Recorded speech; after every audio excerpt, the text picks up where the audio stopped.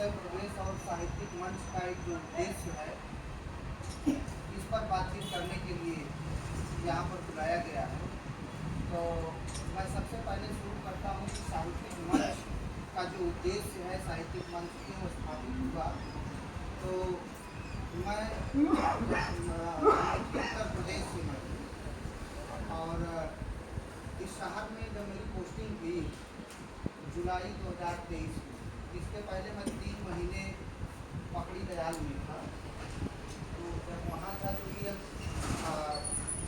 Allahabad university, वहाँ से पढ़ाई करने के बाद यह मन में हमेशा बना रहता था कि जब जिस स्थान पर जो है योगदान हम करेंगे वहाँ का क्या परिवेश होगा, क्या हम अपने ज्ञान को बचा पाएंगे या जो है छात्रों की क्या रुचि होगी। तमाम ये सब सारी बातें दिमाग में चलती हैं, क्योंकि इसके पहले मैं अमेठी में ही +2 में माध्यमिक शिक्षा सेवा चयन बोर्ड के सैनिक होकर वहाँ पर कार्यरत था।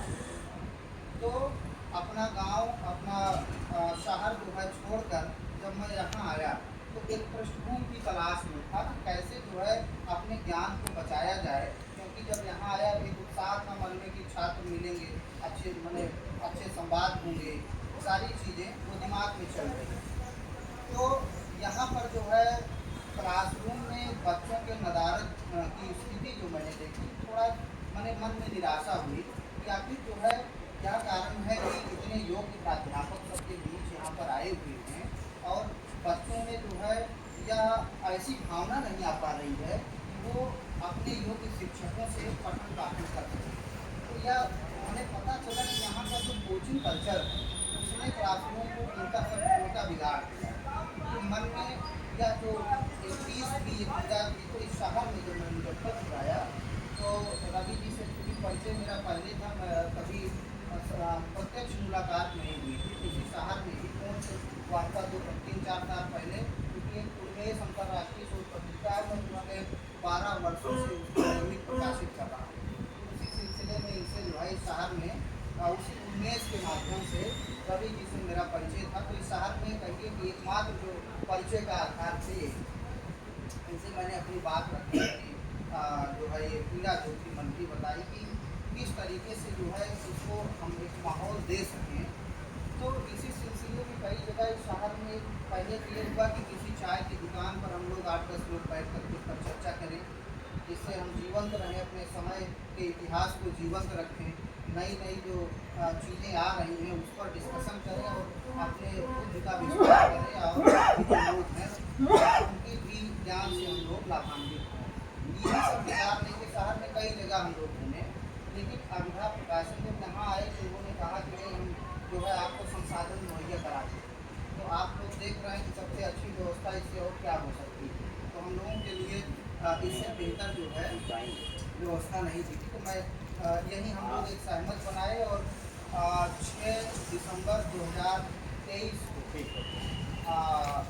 बाबा साहब भीमराव अम्बेडकर के महापरिनिर्वाण दिवस को हम लोगों ने चयन किया और उसी दिन इस साहित्यिक मंच की स्थापना हम लोगों ने की। और उसमें 6 लोग जो है मौजूद थे, जिसमें नूतन जी हैं, रवि जी हैं, हम हैं, 3 लोग अभी यहाँ, बाकी राम दुलार साहनी जी, रिंकू जी और आशा जी इस आज जो है इस कार्यक्रम में नहीं आ सकते। तो अब साहित्यिक मंच जो नामकरण हुआ, नामकरण के पीछे भी कई चीज़ें जो है काम कर रही थी। तो इसमें साहित्यिक मंच क्योंकि दिमाग में मेरे चल रहा था कि पहले जो भी चीज़ें थी वो सब साहित्य में ही लिखी जा रही थी, कविता में गणित तक भी, विज्ञान तक भी सब कुछ लिखा जा रहा था। तो किसी भी विषय की चर्चा या परिचर्चा हम लोग अगर उस रूप में करेंगे तो सब साहित्य विधा के भीतर ही आ जाएगा। इसीलिए बिना किसी दाग लपेट के साधारण सा नाम साहित्यिक मंच मुजफ्फरपुर रख दिया। और उस 6 दिसंबर 2023 के बाद से आज तक 10 कार्यक्रम हो चुके हैं और यह 11वां कार्यक्रम है। मैं उस 10 कार्यक्रम की संक्षिप्त जो विवरणिका है आप लोगों के सामने पढ़ देना चाहता हूँ, क्योंकि इसमें कई लोग, कई विद्वान हैं, कई साथी हैं, जो बच्चे भी हैं जो नियमित लगातार कार्यक्रमों से जुड़े हैं। तो उसमें जो पहला कार्यक्रम मैंने बताया कि 6 दिसंबर 2023 को बाबा साहब के महापरिनिर्वाण दिवस पर जो है हुआ था, वहीं मंच की स्थापना हुई। उसके बाद जानकी वल्लभ शास्त्री की जन्म जयंती 10 फरवरी 2024 को जो है विधिवत पहला कार्यक्रम यहाँ पर शुरू हुआ। फिर उसके बाद 4 मार्च 2024 को फणीश्वर नाथ देव मदन वात्स्यायन की जयंती थी। उस जयंती पर यहाँ पर कार्यक्रम आयोजित हुआ। सतीश राय सर यहाँ पर जो है आए हुए थे और पहले कार्यक्रम में संजय पंकज सर आए थे।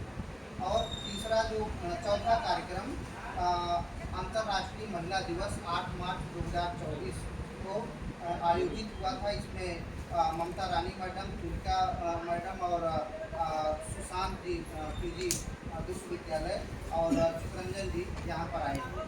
और उसके बाद पाँचवा कार्यक्रम 31 जुलाई 2024 को प्रेमचंद जयंती के रूप में यहाँ पर मनाया गया था और उसकी अध्यक्षता नारायण ठाकुर सर ने की थी। आज भी हम लोगों के बीच मौजूद हैं। मैं उनका हार्दिक स्वागत करता हूँ। और छठा कार्यक्रम 9 जनवरी 2025 को मोहन राकेश शताब्दी वर्ष और फातिमा शेख की जयंती के दिन जो है यह कार्यक्रम हम लोगों ने किया था। फातिमा शेख को भी हम लोगों ने याद किया था और उन पर चर्चा हुई थी और मोहन राकेश की जो है हम लोगों ने चर्चा यहाँ पर किया था। इसके बाद राम मनोहर लोहिया जयंती 23 मार्च 2025 को 7वां कार्यक्रम हुआ।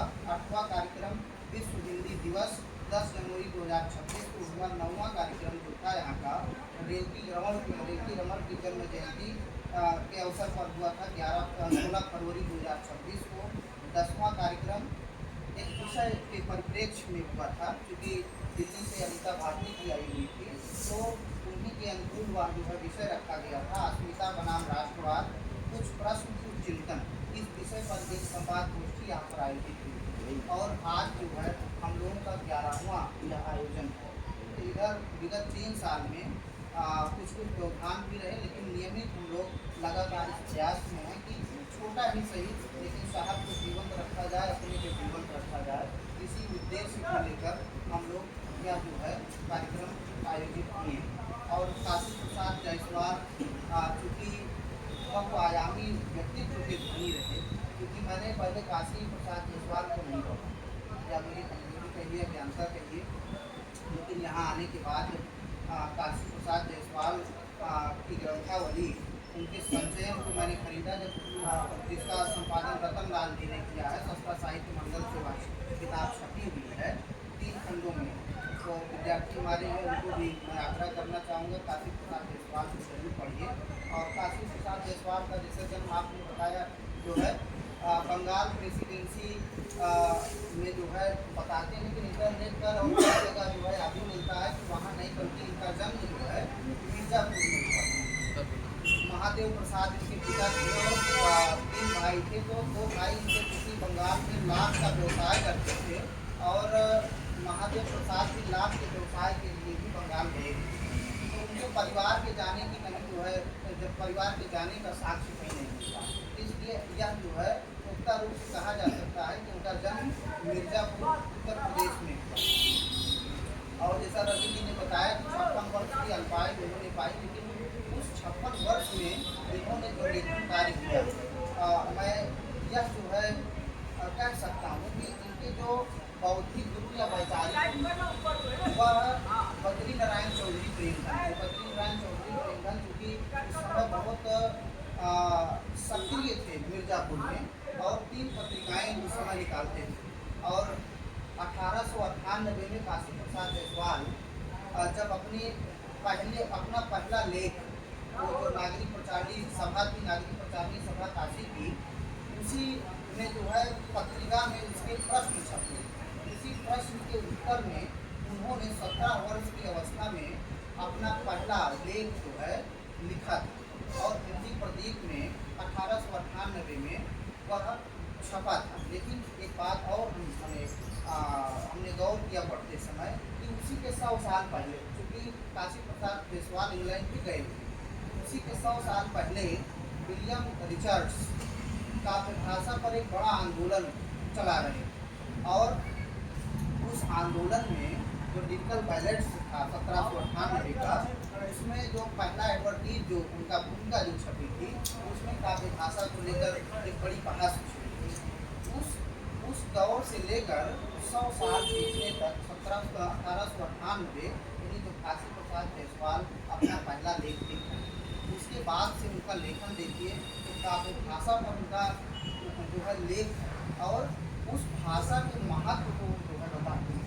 तो भाषा का वो जो महत्व बताते हैं, तो कहते हैं कि मनुष्य चाहे जितना बड़ा हो, कुछ भी हो, किसी के व्यक्तित्व की पहचान या जिसकी भी कह लीजिए पहचान, उसके पहचान का सबसे बड़ा आधार भाषा हो। तो एक भाषा के महत्व को रेखांकित करते हैं। उस रेखांकन को अगर मैं थोड़ा सा खोल कर पढ़ूँ तो लिखते क्या है कि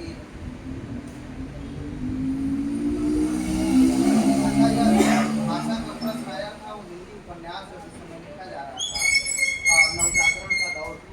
तो उस उपन्यास में जो लेखन चल रहा था, उस लेखन में जो एक स्थिति बनी थी, तो हाँ बिल्कुल एकदम सर, मैं बहुत संक्षेप में 2 मिनट में अपनी बात को खत्म करूँगा।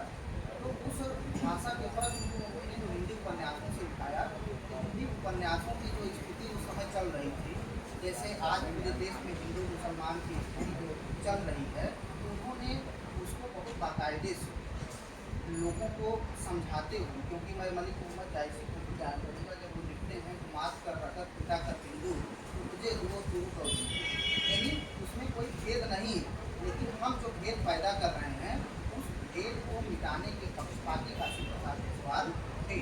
वह लिखते हैं इस विषय में कि मुसलमानों के चरित्र का ऐसा चित्र खींचना कि जिससे यह भाव होने लगे कि संसार के मनुष्य जात भर में सबसे नीच, दुष्ट, अत्याचारी, विश्वासघातक यही होते हैं। सभी अवगुण और पापों के मुसलमान अवतार पृथ्वी तल पर किसी विशेष जाति व संप्रदाय के जन्म मात्र दुष्ट या पापी नहीं हो सकते, सबों में अच्छे और बुरे होते हैं। हिंदू मुसलमानों में मेल करना तो दूर रहा, इस प्रकार दिन दिन दोनों में घृणा और द्वेष बढ़ाया जा रहा है। जो लेखन उस समय का चल रहा था, उससे बड़े विक्षुब्ध थे। वह अपनी विक्षुब्धता को लेखन में उतारते हैं और सबको यह बात समझाते हैं कि असल में यह जो लेखन चल रहा है ठीक नहीं, तो समझाते हुए कहते हैं कि इससे जो है देश का अहित होगा, और कहते हैं कि इस तरह का लेखन कोई स्वस्थ लेखन नहीं, उसको सीधे वो नकार देते हैं। तो ऐसी तमाम चीज़ें, और बस छोटा छोटा एक प्रसंग कि काशी प्रसाद जायसवाल, क्योंकि मैंने बताया बद्रीनारायण चौधरी प्रेमचंद उनके बौद्धिक गुरु या वैचारिक गुरु जो भी आप कह लीजिए थे, लेकिन रामधारी सिंह दिनकर ने उनको बहुत शिद्दत से याद किया। रामधारी सिंह दिनकर उनको शिद्दत से याद करते हुए कहते हैं कि जब मैं पहली बार जो है भागलपुर के मंच पर कविता पढ़ने गया, तो सबसे अच्छे जो श्रोता हमारे रहे वो काशी प्रसाद जायसवाल थे। उन्होंने जिस तरीके से हमारा संबल जो है बढ़ाया, हमारा साहस बढ़ाया था, उससे जो है उन दोनों के बीच जो मैत्री भाव रही वह बहुत दिन तक चलती रही। और राहुल शंकरचार्य ने उनके व्यक्तित्व को जो देखा और उसका रेखांकन किया। अब उसी पंथ को मैं पढ़कर अपनी बात समाप्त करूँगा कि राहुल शंकरचार्य लिखते हैं कि जायसवाल जी बड़े हंसमुख स्वभाव के, जायसवाल जी बड़े हंसमुख स्वभाव के थे। जब फुर्सत में होते तो क्या मजाल कि कोई उनके आसपास रोनी सूरत करके बैठे। इतनी ही कहानियाँ और लतीफ़े उनको याद थे। उनमें सबसे ज़्यादा तो वह थे जिनके द्वारा वह ईश्वर पर कटाक्ष किया करते थे। इस प्रकार कहा जा सकता है कि काशी प्रसाद जायसवाल नास्तिक, प्रतिबद्ध देशभक्त और पूर्णतः धर्मनिरपेक्ष नहीं तो गैर सांप्रदायिक थे। उन्होंने काशी प्रसाद जायसवाल का जो व्यक्तित्व राहुल शंकरचार्य ने खींचा, तो इससे यह अनुमान लगाया जा सकता है कि काशी प्रसाद जायसवाल बहुआयामी व्यक्तित्व के धनी थे। उन्होंने न सिर्फ साहित्य लेखन बल्कि वो इतिहासकार के रूप में, पुरातत्व नेता के रूप में, और जो है पत्रकार के रूप में, वकालत के रूप में, उन्होंने लगभग जो है कई क्षेत्रों में उन्होंने काम किया। और जो उनके लेख हैं आप पढ़ेंगे तो उनकी विद्वता उसमें पूर्ण रूप से झलकती है। तो हमारे जो आगे के वक्ता विद्वान हैं वो काशी प्रसाद जायसवाल के उस लेखन के बारे में और गहराई से चर्चा करेंगे। मैं इन्हीं शब्दों के साथ अपनी बात को विराम